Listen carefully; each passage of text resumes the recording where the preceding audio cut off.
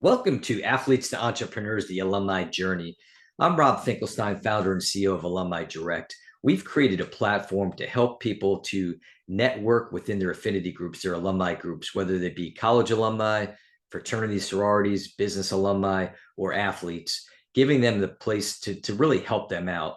And one of the things we've done with this show is to create, we want to teach and inspire athletes that there is life after sports. So we've had different athletes and coaches and people related to sports across the industry coming in, talking about and giving guidance and advice. And today I'm really excited. We have Darrell Devaul on with us, and he's been grew up playing sports. Now some of the things he's doing, he's working an entrepreneurship teacher in high school, kind of working with the people ahead of time. And then he's also the founder of the PowerringU Foundation. So we're going to talk a lot about that. Right now, that's kind of high level. We'll get into that later on. But Darrell, welcome to the show. Well, thank you, Ron. So the first question I always ask everybody is tell me about growing up playing sports and how it shaped your life going into college and beyond.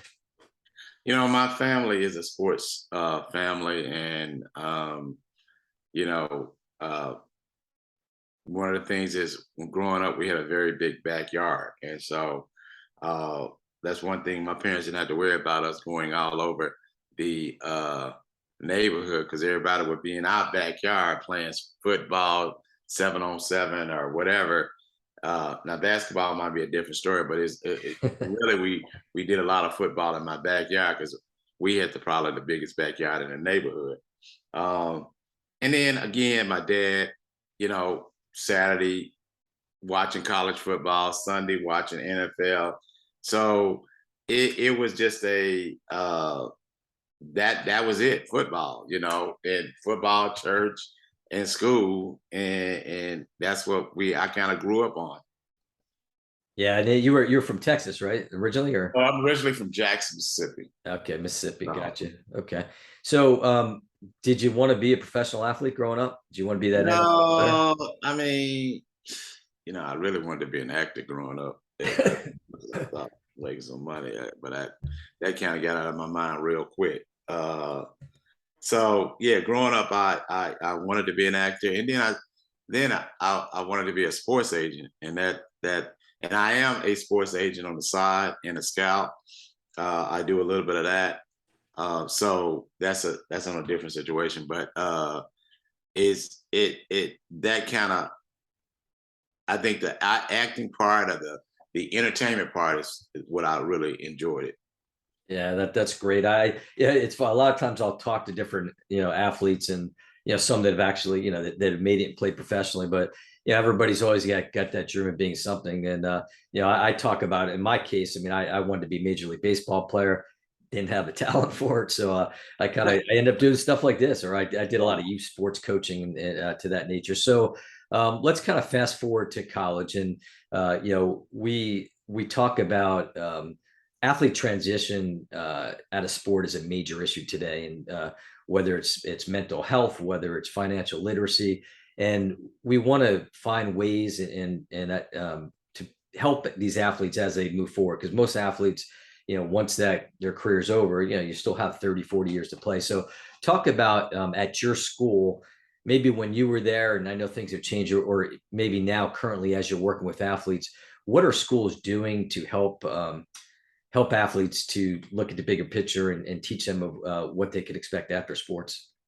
So when I started school, I don't really think there was any, growing up in Mississippi, we had Jackson State, Mississippi State, Ole Miss, Southern, Valley, Alcorn. I think the bigger schools, SEC schools, um, I don't think there was no really talked about building your brand, talked about, during my time. I'm talking about when I was physically going to school. Right. Some of yours, we were not really talking about basically how do you build your brand? How do you educate you on taking it? Only 1% is going to actually make it to the next level. It's more about, you going out there doing what you need to do on and off the field. And basically during my time, it was more doing it on the field, not off the field, Right. which is the education portion. Because I mean, coaches a dime a dozen. They would go. And so, you know, now it is transition about education. Now is a transition about 1%. You know, we're really trying to boil in on that educating portion of, you know, what are you going to do life after sports? Because there's so many opportunities. People love people who are playing in sports because they bring so many different things from the character, leadership, uh, giving back to the community. But I mean, it's more the character and the leadership because of so many things they have to go through now to play. And so my, you know, what if you're asking me what I'm doing to help that situation, or because I think I kind of, I don't know, I open one Yeah, over. no, yeah. I mean, it's kind of like I think to your point, it's back when we went to school, it wasn't a big thing. Now, I think schools are realizing it more, some more than others. And you know, I had a conversation today with a former NFL player, and just talking about school. Just I guess school's not necessarily doing their part, and just a lot of these athletes, maybe they don't have the skill set to maybe get some of these different types of jobs, and that just there needs to be more open communication in helping them, even if it's getting jobs within, you know, trade jobs, you know, just you know, whether it be you know, construction, different things. I mean, there's all different areas that people can, you know, some people, you know, they get that degree, and to your point, they've got all the athletes have the skill set. It's just whether maybe they didn't necessarily have the education provided that they could have, you know, bettered them to get some of these different positions. Yeah, because I mean, back in our days, they really didn't care Right. about education. I mean, I won't say they don't, but Right. they didn't emphasize education as much as it now. And now it's like, you know, NCAA is coming down on you. College board is coming down on you. If you don't have X amount of players graduating, if they not, then you're gonna lose. So they penalizing these coaches and these teams. If they don't get their act right, they're gonna lose scholarships. Back in the day doing that, they probably did the same thing, but they probably just overlook it. Now they're enforcing the situation, and I think it's making it better. It's making it where schools now are going to have to start. They're now looking at, okay, this player is well, percentages. You have X amount of percentage players graduating. We got a problem. You're going to be put on X amount of probation. You're probably Right. going to lose a scholarship or something. So they're making them be accountable. I had an opportunity to work in North Texas compliance department, which I learned a lot about the compliance. I had an opportunity also to work with NCAA, but working in that department, and this was doing an internship because I wanted to get an opportunity to kind of know what it takes to be a compliance officer because I'm already dealing with these kids. And so when I do talk to them, you know, I can tell them, hey, these are the things that you need to be graduating. These are your credits. These are the things that you need to do.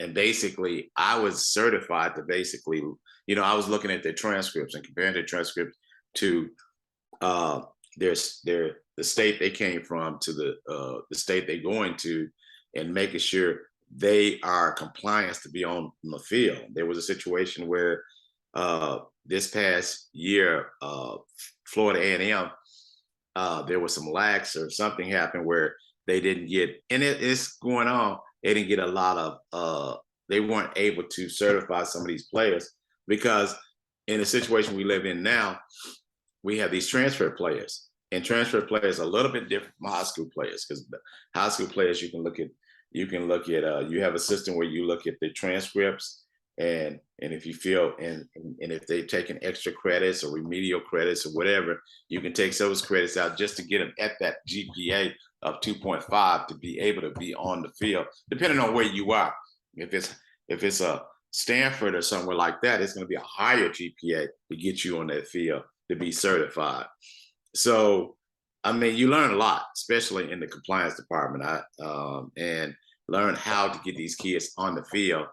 And now, you know, I think they did have that, but it wasn't as I mean, it's needed now, and Yeah. they have to have it now. Are they going to be penalized? So.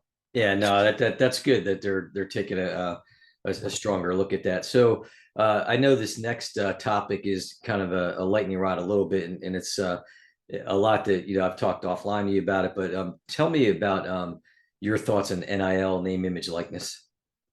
Well, I mean, NIL has been around a long time.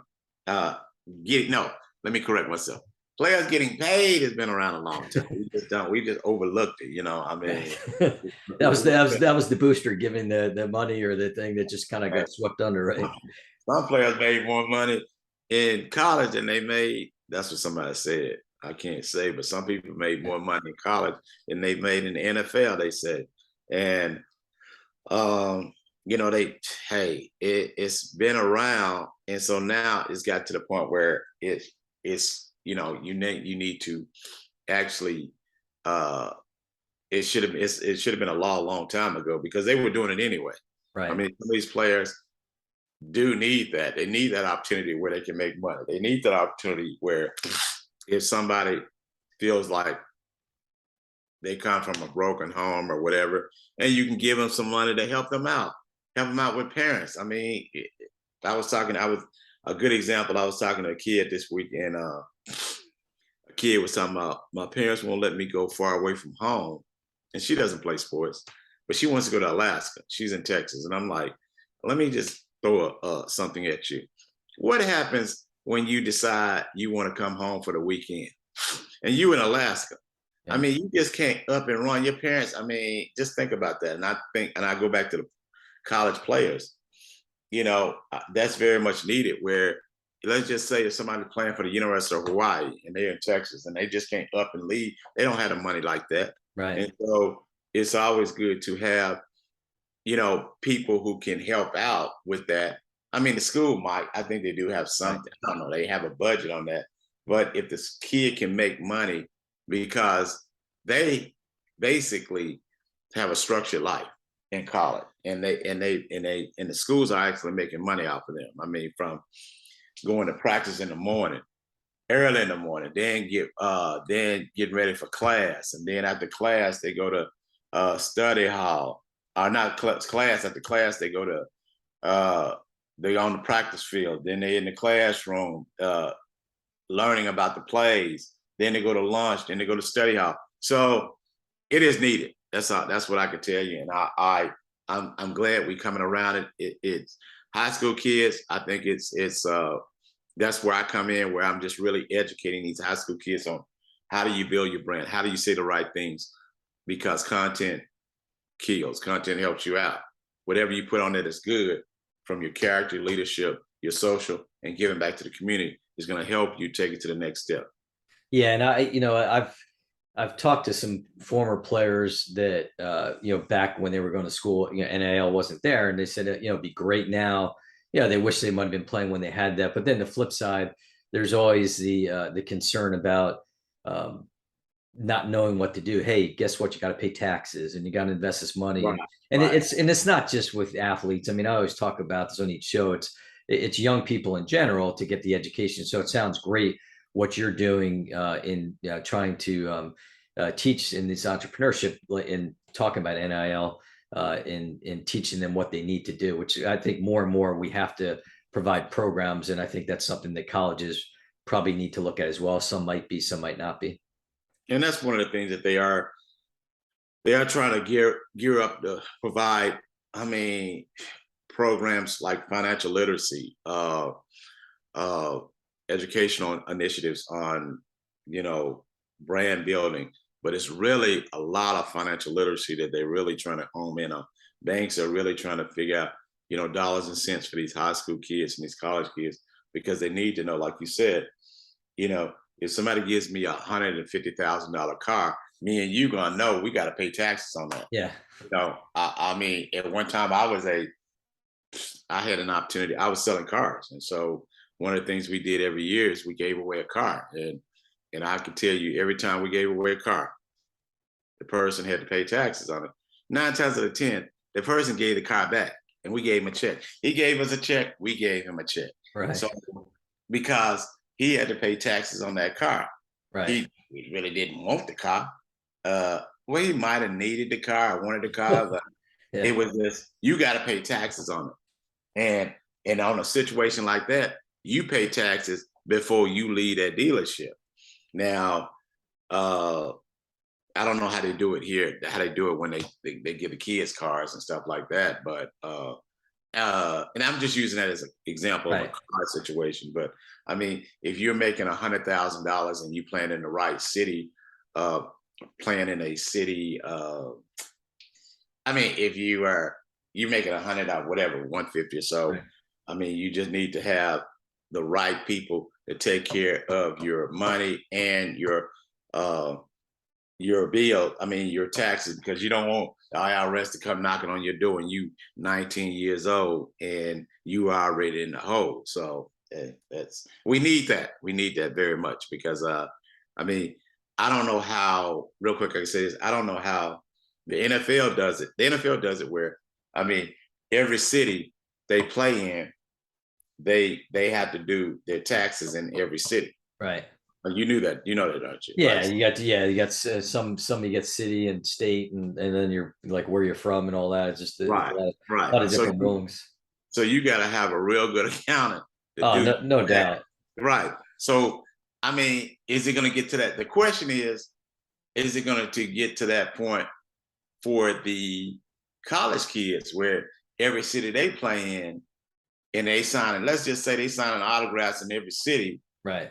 and are they going to hit them? And that hey, the IRS is probably watching them real good right now, just telling I'm sure they're chomping at the bit. So, another topic that as an alumni direct, our company and what we do. Tell me a little bit about your experience, and maybe in the past, but now probably more present, of alumni getting involved in the programs. And I don't mean the old school, like we kind of joked about the boosters, or not joke, it's reality. But do you see alumni athletes coming back to the schools and schools welcoming them? I see it in you see it in SMU, you see it in TCU, and I'm just using that in Texas. I'm really trying to get involved with UNT because that's where I finished up at. It's all about the alumni group. You got a big alumni group here. They're going to really help out, regardless if they're athletes or not. They're going to really try to bring people in to help these other people, uh, be it trying to get a master's degree, be it trying to get jobs, just more networking. Again, I see it. Uh, and I take that back. North Texas is really starting to do more of a one of the things that we do now is before games we get all alumni together and they feed all alumni. You pay a one-time fee. I mean, it's like $40 for the season, and every game before the game they actually have alumni uh, building, and we go to that building before and we eat, we talk, we chat together as alumni, and we connect. Now we network together, but we really don't. They don't really have. They have the football games on, but they Right. don't really have like with us. They don't have it where on that situation. Now they do networking events. Right.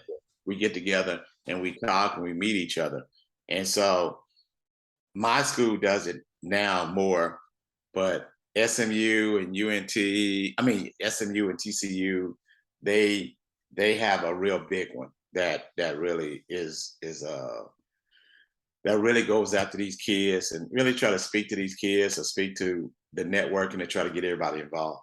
Yeah, and that's great. I mean, we're within our community centers, that's what we're trying to foster, is that alumni giving back, and like you mentioned, jobs, for example, where alumni posting jobs for other alumni, but specific to that community. So back to the North Texas State and TCU's having that their own community centers where they can do that, and I think that's valuable. I was talking to one guy that he played college football, and he got out, and like a lot of these players, the transition out of sports was a little rough for him, and back to the family home and living in his childhood bedroom and all that. And ultimately he kind of got himself out of that funk, so to speak, and it has had a lot of success. But I asked him, would have it helped to have something like this, a place where you can go and alumni are posting jobs? He said, honestly, Rob, that would have changed the trajectory of my life. So that's kind of some of the things that we're trying to do. And I think it's important is to have that alumni engagement. And a lot of these,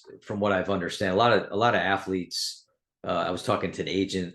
The best time to network and connect is when they're playing. I mean, have you seen that as well? I don't know. I mean, when he said connect, is he saying connecting, networking, and like the uh, uh is a certain place he's talking about, or just No, connect? I think in general, more like just the whole idea of, how can we help each other? I mean, which I totally believe in. It's all about paying it forward. So just creating those relationships. A lot of people, they don't know how to network and connect. I mean, you look at, I think people that went to Ivy League schools, fraternities, sororities, and, there are people that know how to do it, but most people don't. And that's kind of what I think there's a need to educate people on how to do that and to give them the places to go. No, you're right. They don't. And that's one of the things that I do try to teach my my students, high school kids, how to network. That's going to be on my one of my classes lesson plans on networking and communicating. Communicating is always, we always talk about communicating and speaking, but networking is one of the big things that because I do teach a senior class, and one of the things we do is we talk about networking because it's going to help you when you want to get a job and when you graduate from high school and college, because they're going to really help you, especially mentors. Networking and mentors, that kind of go hand in hand. Absolutely. Yeah. I mean, because whether it's getting a job or even if, maybe you've got a business and you're looking for an investor, because I mean, what it seems like a lot of these alumni organizations or just in general, when people are out for a short period of time, once they're out, it's kind of forgotten. And that's, what we want to do is like, to having these communities of alumni where they want to continue to work together. So when you're out of school for 2, 3 years, you have a place to go and what's going to help. So let's talk a little bit about, athlete transition out of sport. Um, in your, as you're working with some of these athletes, what kind of advice would you give them when they're done playing their sport? One of the things I do is talk about, again, we always go back to 1% actually make it, but transitioning from from the athlete side, and that is that. Let me go back. Are you just taking when they're actually finished playing high school, college, More, yeah. I mean, it could be high school. I think I'm zoned more into when they're professional? done the college, College side. college and professional both. College. And so with the college side, again, we always go back to 1% actually going to make it to the next level. But we also, your goal is to brand yourself, educate yourself. And that goes back to the 4 things that I talk about in my foundation: character, leadership, social, and community. Make sure your character's right. Make sure your leadership, make sure you're doing on and off the field. Um, doing stuff that's going to make you different. That's basically, and then, you got LinkedIn, updating your LinkedIn, speaking to kids about uh, different things, being a leader on and off the field. And then you got your social, making sure your social media is right. Again, we kind of go back to updating your LinkedIn and community, giving back to your community. So I always go back to those things right there. But the transition is, um, doing those things that's going to help you get to that point. And it's not going, you're going to play and don't do nothing. You need to be doing those things right there I just told you about. That's going to help you when somebody you go interview for a job. Because if you go there and, oh yeah, I played 4 years, that's good. What else did you do? Were you a leader? Did you give back to the community? Because all that stuff, it gives you opportunity to, again, if your social media is right, you're doing this stuff on and off, you're going to make some money.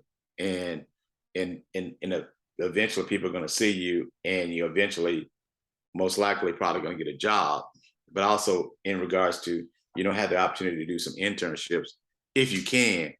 But the main thing is connecting with a mentor and just basically having a mentor. We're going back to this athletic transition. That's where mentors really need to be constant, helping these kids out. And if a kid wants to be a sports agent and he is okay, he needs to be taking sports agent courses.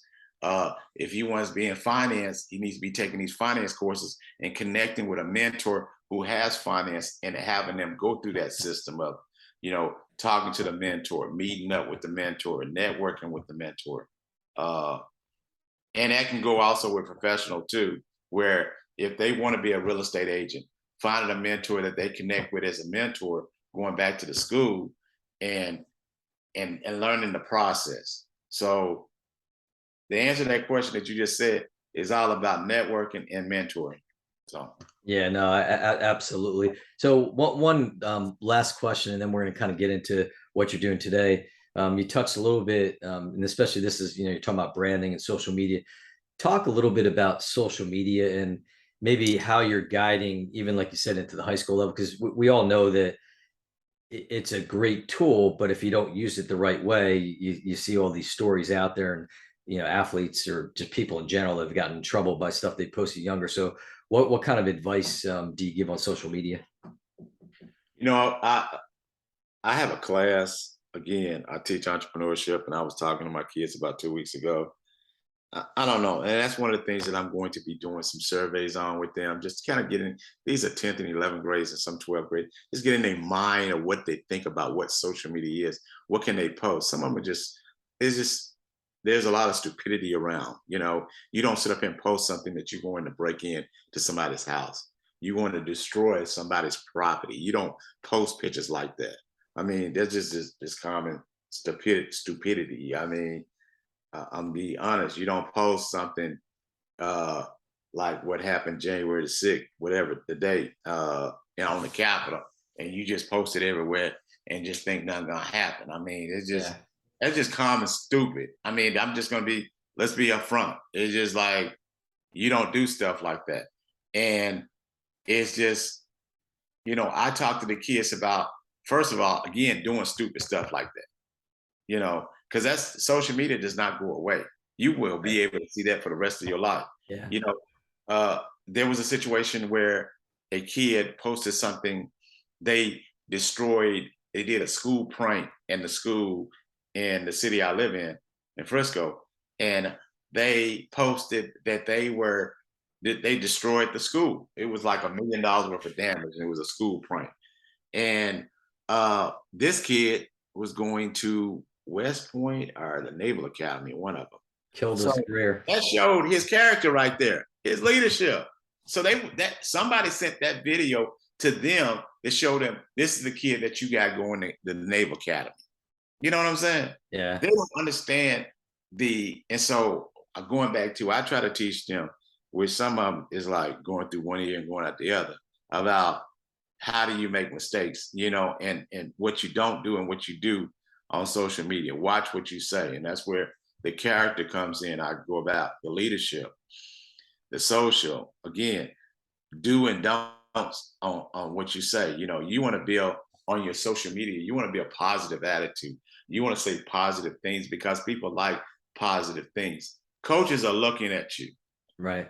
People are looking at you. Brands are looking at you. Brand doesn't want nobody who's going and destroying something, because it's going to go back and they go, oh, this kid is destructive. Why do I want to buy something from them? Because, I don't go to the extent of teaching them to that point. I go to the extent of, and I'm going to start doing that more where, you know, you got to look at what you do, how your actions, if your actions are not in line with them, they're not going to take you. Coaches, again, that's what I can say.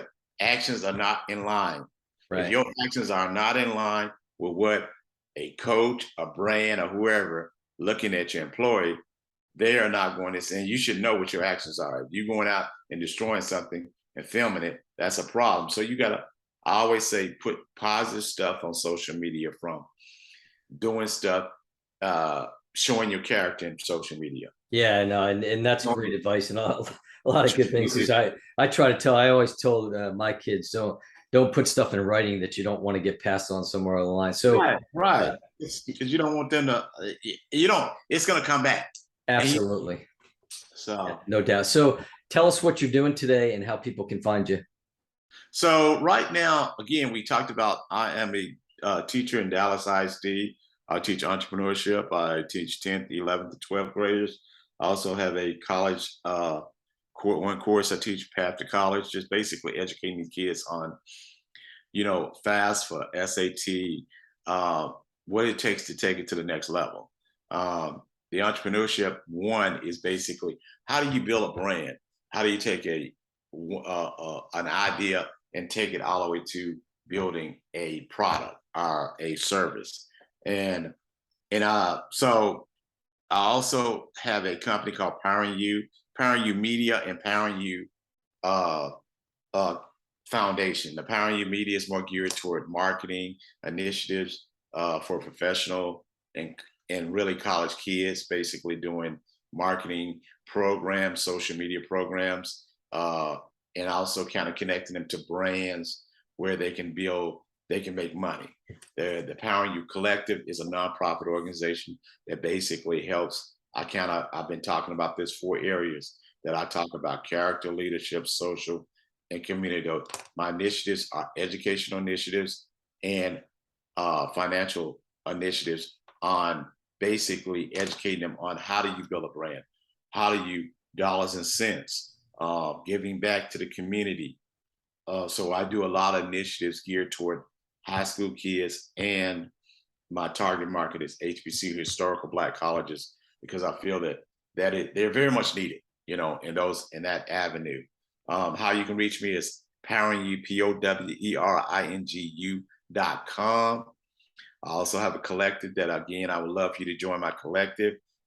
For mentors, I'm looking for also mentors that basically can help these. I have connections with Facebook and Instagram that I will be doing seminars that's around brand building, around the financial topics, our educational topics. So that's Darrell Devaul.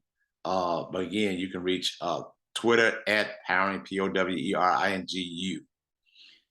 And my website is www.poweringu.com.